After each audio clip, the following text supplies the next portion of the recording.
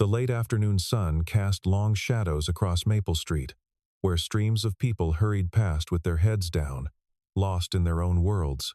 Among the rush of footsteps and distant car horns, a small figure sat quietly on the sidewalk, almost invisible to the flowing crowd.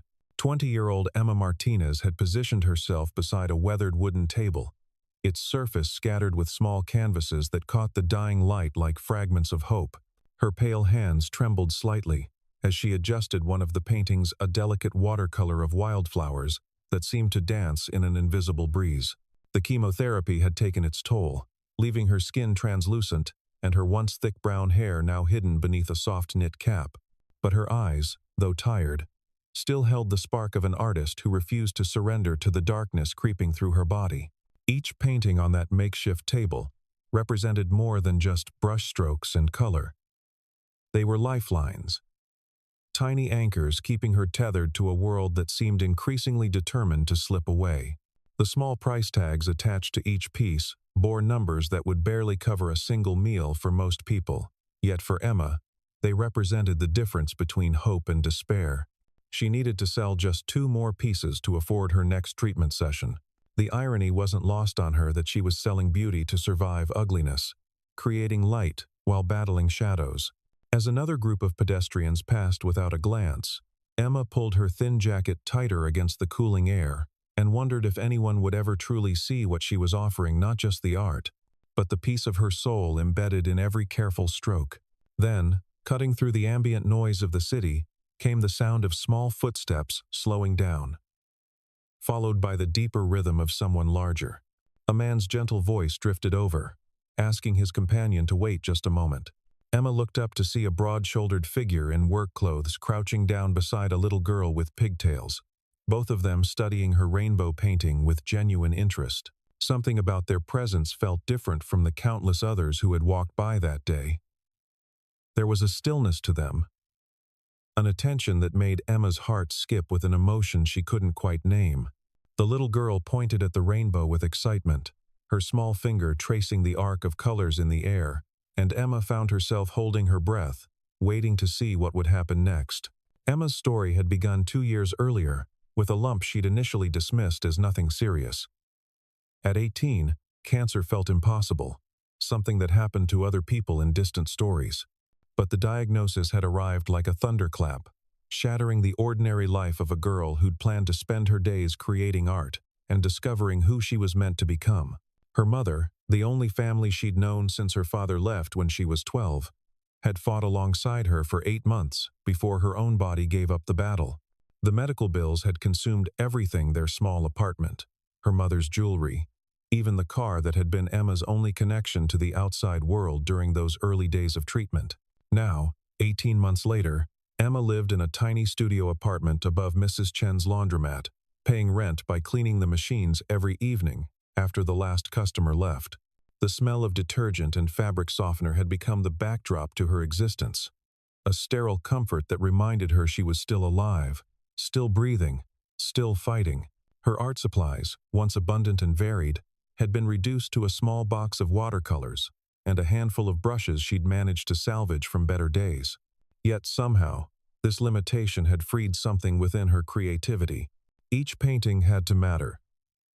Each stroke had to count. Because she couldn't afford to waste a single drop of paint on anything less than her truth. The paintings she created in those lonely hours after the laundromat closed were born from a place deeper than technique or training. They emerged from the raw honesty of someone who understood that time was not infinite, that beauty was precious, precisely because it was fragile. Her subjects were simple flowers, sunsets, rainbows, birds in flight, but they carried within them the weight of someone who had learned to see wonder in the midst of suffering. Meanwhile, 35-year-old David Thompson was navigating his own complex reality just 12 blocks away. His days began at 5:30 in the morning, with the sound of his 8-year-old daughter Sophie stirring in the bedroom next to his.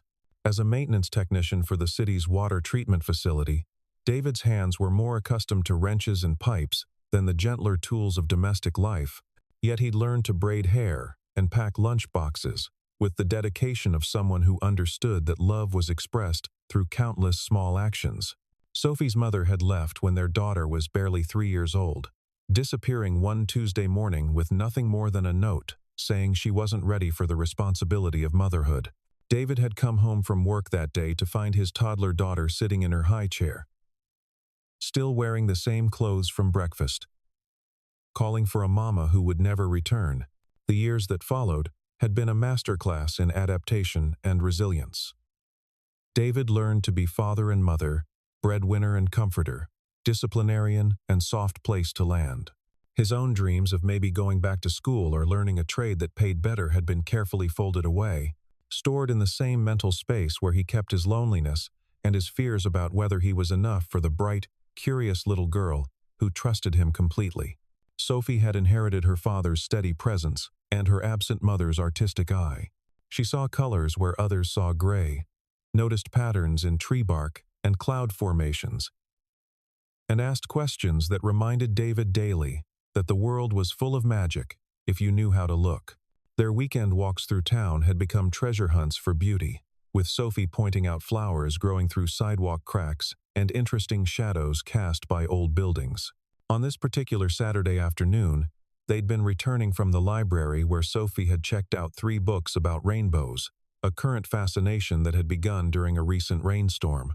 She'd stood at their apartment window, watching water cascade down the glass, when suddenly the sun broke through and painted an arc of colors across the sky. Since then, she'd been collecting rainbow stories, rainbow pictures, and rainbow songs, building a collection of joy that filled their small home with light. For weeks, Emma had been carrying the weight of an impossible equation. The next round of chemotherapy would cost $850, a sum that might as well have been $8,000 for all her ability to obtain it. Her insurance, a basic plan she could barely afford, covered only 60% of treatment costs, leaving her to bridge a gap that seemed to widen with each passing day.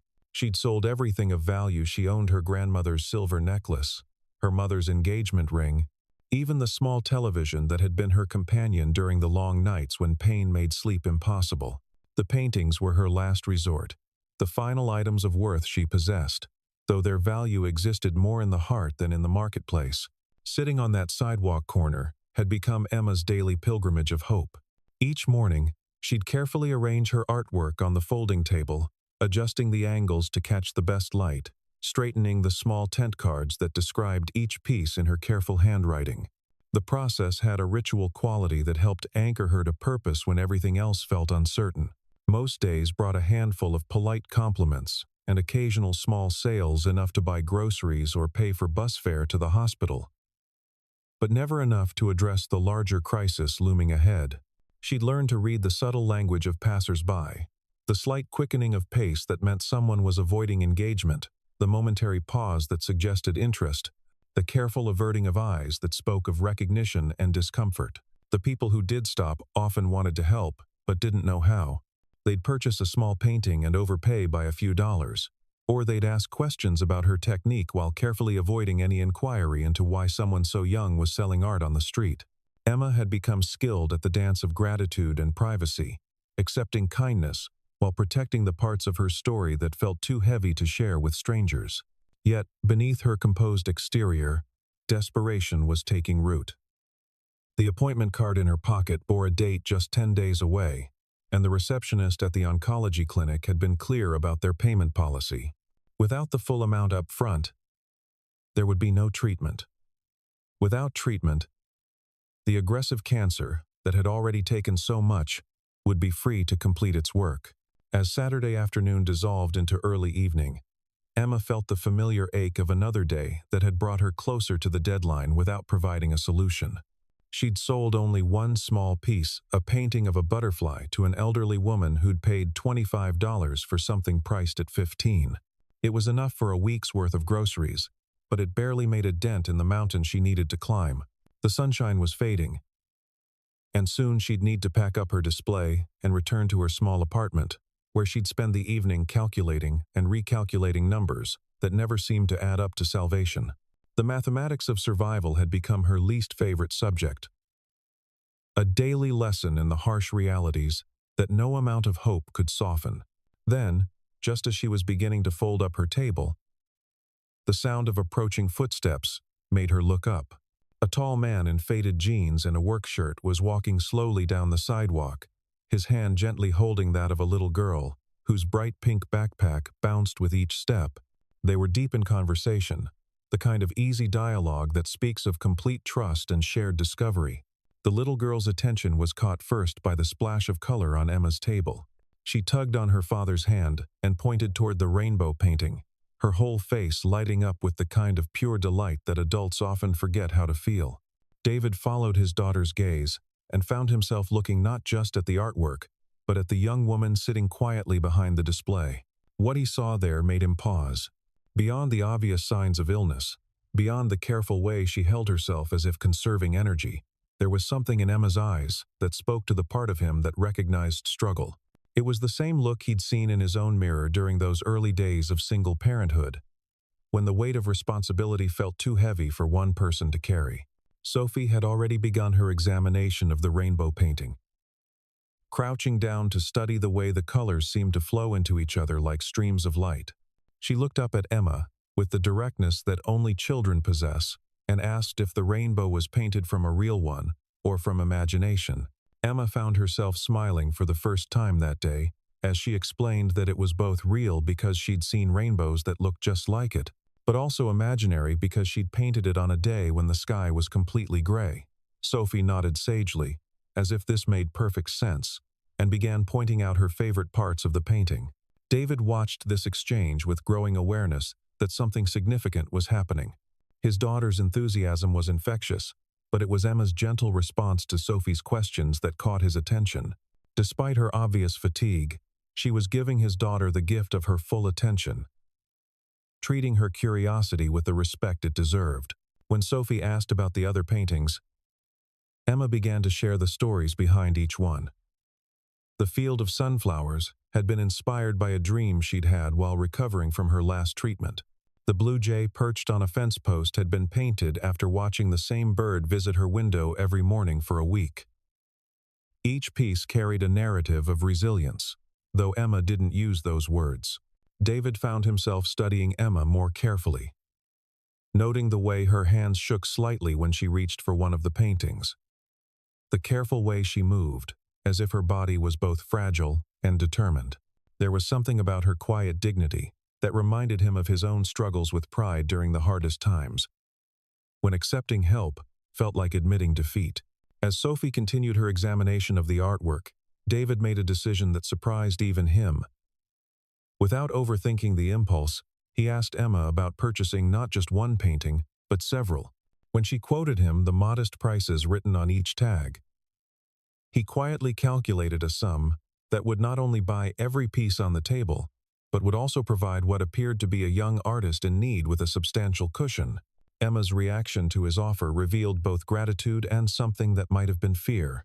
She looked at the money he was holding, more cash than she'd seen in months, and seemed to understand intuitively that this wasn't just a transaction. This was kindness disguised as commerce, generosity offered in a way that preserved dignity. But David wasn't finished. As he helped Sophie choose which painting would go in her bedroom, he pulled a business card from his wallet and wrote his personal phone number on the back. He handed it to Emma with a simplicity that made the gesture feel natural rather than intrusive, telling her to call if she ever needed anything at all. The moment stretched between them, filled with the kind of understanding that doesn't require words. Emma knew she was being offered more than money, and David knew he was extending himself beyond the casual encounter with a street artist. Something about this young woman's quiet courage had touched a place in his heart that had been carefully guarded since Sophie's mother left. For Emma, the transaction felt like a doorway opening in a wall she'd believed was solid. The money would cover her next treatment and several beyond that. But more importantly, she was being seen, truly seen, by someone who chose to respond with compassion rather than pity. Sophie, oblivious to the deeper currents flowing between the adults, was simply delighted to have discovered new art for her growing collection of beautiful things. She helped her father carefully wrap each painting in the tissue paper Emma provided, chattering excitedly about where each piece might live in their apartment. As they prepared to leave, David made one more unexpected gesture. He asked Emma if she might be interested in creating a custom piece for Sophie's room, something bigger than what she'd been selling on the street, something that would allow her to really stretch her artistic abilities. The commission, he explained, would pay enough to make it worth her time. Emma agreed with a mixture of excitement and nervousness. It had been months since anyone had asked her to create something specific, something important. The prospect of having a real project, a deadline driven by hope rather than desperation, felt like being invited back into the world of living rather than merely surviving. They arranged to meet the following weekend at David's apartment, where Emma could see Sophie's room and get a sense of what kind of painting would make the little girl happiest. As they exchanged details, Emma felt something shift inside her chest, a loosening of the tight grip of fear that had been her constant companion for so many months. Watching David and Sophie walk away, their hands linked and their voices carrying on the evening air, Emma experienced a moment of pure gratitude that felt almost like prayer. For the first time in longer than she could remember, the future held possibility rather than just uncertainty. The custom painting commission led to an invitation into David and Sophie's home, a small two-bedroom apartment that had been transformed by love and creativity into something that felt much larger than its physical dimensions. Sophie's room was the explosion of color and imagination, walls covered with her own drawings, shelves lined with books and small treasures, a reading nook created by hanging string lights around a comfortable chair. Emma spent an hour talking with Sophie about what kind of painting would make her happiest, learning about the little girl's fascination with rainbows, her collection of interesting rocks, and her belief that every color had its own personality. By the time they'd finished their consultation, Emma knew exactly what she wanted to create. David observed these interactions with growing admiration for both his daughter's openness and Emma's genuine interest in creating something meaningful. There was an ease to the way Emma related to Sophie that spoke of someone who understood the importance of taking children's ideas seriously. Over the following weeks, Emma worked on Sophie's painting during the quiet hours after her shifts at the laundromat. The piece grew into something more ambitious than anything she'd created since before her diagnosis. A large canvas depicting a garden where rainbow-colored flowers grew alongside butterflies with wings that seemed to shimmer with their own light. But the painting was just the beginning of a connection that grew stronger with each encounter.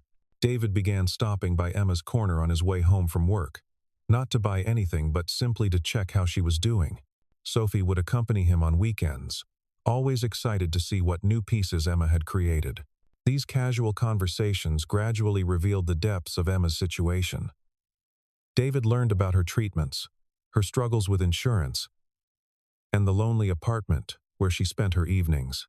Emma, in turn, heard about David's challenges as a single father, his worries about whether he was providing enough for Sophie, and his own dreams that had been set aside for more practical concerns. What emerged between them was a friendship based on mutual respect and shared understanding of what it meant to carry heavy responsibilities alone. Neither was looking for rescue, but both were grateful for the comfort of being truly known by someone who didn't judge their struggles or try to minimize their challenges. When Emma's next round of treatments began, she was surprised to discover that the hospital had received an anonymous payment that covered not only her immediate needs but several future sessions as well.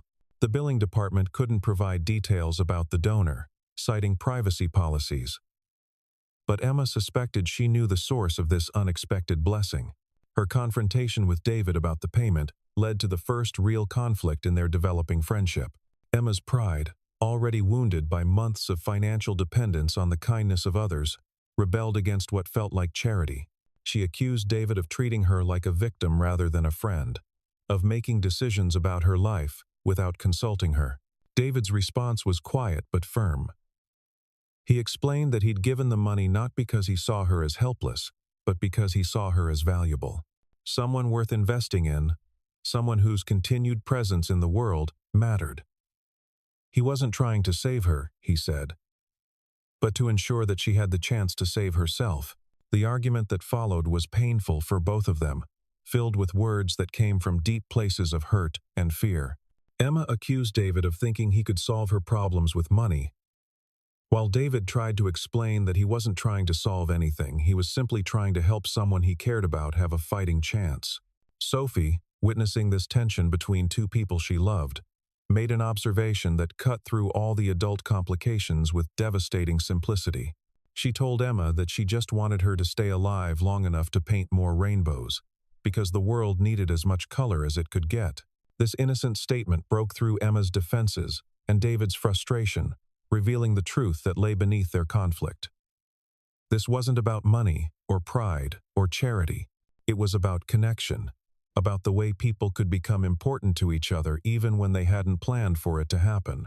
Emma's apology to David was accompanied by her admission that she was terrified of owing something she could never repay, of becoming a burden to people who deserved better. David's response was to remind her that love, whether friendship or family, or the bonds between people who choose to care for each other, wasn't a transaction that required balance sheets. The resolution of their conflict led to a deeper understanding and a stronger partnership. Emma agreed to accept help when she needed it, while David committed to consulting her before making decisions that affected her life. They established boundaries that preserved Emma's autonomy while acknowledging the reality of their interconnected lives. As Emma's treatments continued, her friendship with David and Sophie became the anchor that kept her grounded in hope. The three of them developed routines and rituals that created a sense of family, even though they weren't related by blood. Sunday afternoon art sessions, where they would all work on different projects in David's living room. Grocery shopping trips, where Sophie would choose ingredients for elaborate meals they'd cook together. Evening walks through the neighborhood where they'd point out interesting architecture and discuss their dreams. The idea for the community fundraising mural emerged during one of these walks, when Emma mentioned her desire to create something that would give back to all the people who had shown her kindness. Sophie suggested painting a rainbow big enough for everyone to see, and David proposed using his connections at work to secure a wall on one of the city buildings. The project became a collaboration that extended far beyond the three of them. David coordinated with city officials and local businesses to provide materials and permissions. Sophie appointed herself as the official assistant, mixing colors and cleaning brushes with the seriousness of someone given an important job. Emma designed a mural that would capture not just the visual beauty of a rainbow, but the emotional significance of hope rising from difficult circumstances. Word of the project spread through the community in the way that good news travels slowly at first, then gaining momentum as people shared the story of the young artist who was painting hope on a public wall while fighting for her own life. Local newspapers picked up the story, and donations began arriving to support both the mural and Emma's ongoing medical expenses. The wall itself became a gathering place during the weeks Emma spent working on the mural. People would stop to watch her progress, offer encouragement, and share their own stories of struggle and survival. Children brought drawings to show her. Elderly residents brought chairs so they could sit and observe the creation process. Teenagers asked questions about art technique and career paths. Emma discovered that the mural was creating something she hadn't expected. A sense of community around the idea that beauty could emerge from suffering, that individual struggles could become collective strength when people chose to support each other. The rainbow she was painting became a symbol not just of hope, but of the connections that make hope possible. The completion of the mural coincided with Emma's best medical report in over a year. The treatments had been successful. And while her doctors cautioned that cancer required ongoing vigilance, the immediate crisis had passed. Emma's body was responding well to the therapy, and her energy levels were slowly returning to something approaching normal. The dedication ceremony for the mural drew hundreds of people from throughout the city. Emma found herself surrounded by faces that had become familiar over the previous months, people who had stopped to watch her work, who had contributed to the fund that supported her treatment, who had simply offered words of encouragement when she needed them most. David and Sophie stood beside her as she spoke to the crowd about what the experience had taught her. She talked about the difference between being alone and being lonely, about how creativity could be a form of medicine, and about the way kindness could multiply when people chose to see each other as worthy of care and attention. But it was Sophie who provided the most profound observation of the day. Standing on a small platform so everyone could see her, she explained that rainbows were special because they only appeared when sunshine and rain happened at the same time. Just like people, she said, who became most beautiful when they learned to let their light shine, even when things were hard. The months that followed brought a new chapter in Emma's life, one characterized by cautious optimism and expanding possibilities. Her health continued to improve, though she maintained the careful attention to her body and spirit that cancer had taught her. She was able to reduce the frequency of her treatments while staying vigilant for any signs of the disease's return. The success of the community mural led to other commissioned work, allowing Emma to build a modest but sustainable income from her art. She was able to move into a larger apartment with better light for painting, and she began teaching art classes to children at the community center where David volunteered on weekends. Her relationship with David and Sophie evolved into something that defied easy categorization. They weren't quite family in the traditional sense, but they were far more than friends. They had become chosen family, bound together by shared experience and mutual care, rather than obligation or expectation. Emma's apartment became a second home for Sophie, who would spend hours after school working on her own art projects while Emma painted. David's presence in Emma's life provided a steady foundation of support that allowed her to take creative risks and pursue opportunities she might have been too afraid to attempt alone. The three of them established new traditions and routines that reflected their unique relationship. Saturday morning breakfast at the diner where they'd all order something different and share tastes of each other's meals. Evening phone calls when they weren't together, where Sophie would report on her day at school and Emma would describe whatever project she was working on. Holiday celebrations that blended David's practical approach with Emma's artistic vision and Sophie's infectious enthusiasm. When Emma's one-year anniversary of being cancer-free arrived, they marked it not with a celebration of victory over disease, but with a recognition of how much life could change when people chose to care for each other. Emma had learned that survival wasn't just about beating cancer. It was about building a life worth living, surrounded by people who saw her as more than her illness. The final scene of this chapter in their lives took place on a Sunday afternoon in late spring, almost 2 years after David and Sophie had first encountered Emma selling paintings on the sidewalk. They were gathered in Emma's studio apartment, now filled with canvases and art supplies, and the comfortable chaos of someone who was actively creating. Emma was putting the finishing touches on a new painting, Another Rainbow, but this one was different from her earlier work. This rainbow emerged from a storm that was clearly ending, with sunshine breaking through clouds and illuminating a landscape where flowers were beginning to bloom again.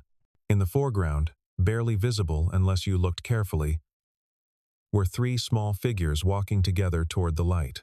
Sophie was working on her own version of the same scene, her 8-year-old interpretation filled with bold colors and confident strokes that showed no concern for realistic proportions. David was assembling a frame for one of Emma's completed pieces, his practical skills applied to the task of protecting and displaying something beautiful. The conversation flowing between them was comfortable and easy, touching on plans for the coming week, ideas for new projects, and the small observations that make up the texture of daily life.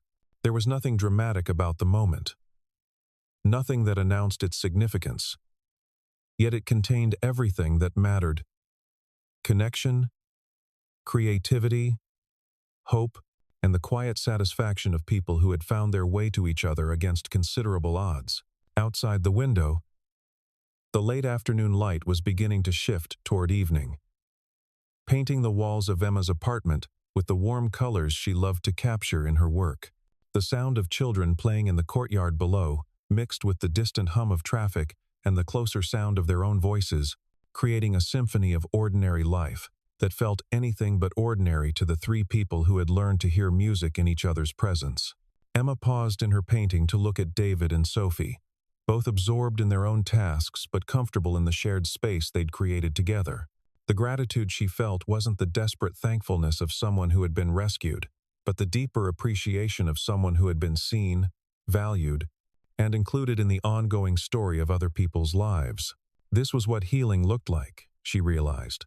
Not the dramatic moment of medical clearance, but the gradual accumulation of ordinary moments that added up to a life worth living. The rainbow in her painting would be completed when she was ready. But the real rainbow, the one made of connection and care, and the daily choice to keep creating beauty despite uncertainty, was already complete, already perfect, already more than she had ever dared to hope for when she first set up her small table on that busy sidewalk and trusted that someone might stop to see what she had to offer.